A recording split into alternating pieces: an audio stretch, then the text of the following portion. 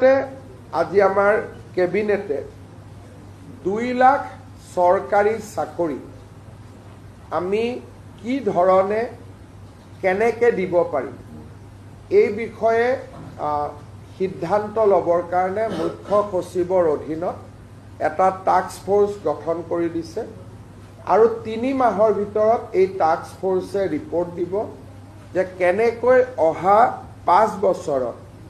আমি 2 লাখ চৰকাৰী চাকৰি দিব পাৰোঁ অৰ্থাৎ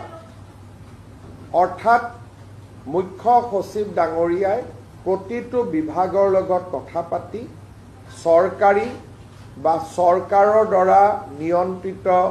বিভিন্ন কৰ্পোৰেশ্যন আমাৰ বিশ্ববিদ্যালয় 6 শিডিউলৰ কাউন্সিল এই গোটেইবিলাকত মিলি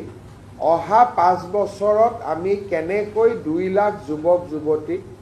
চৰকাৰী চাকৰি দিব পাৰোঁ তাৰ বিষয়ে প্ৰতিবেদন এখন দিবৰ কাৰণে মুখ্য সচিব ডাঙৰীয়াৰ অধীনত এটা টাস্ক ফোৰ্স গঠন কৰি দিছে যাতে আমি আমাৰ যেটো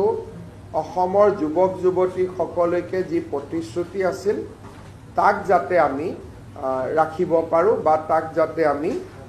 পালন কৰিব পাৰোঁ।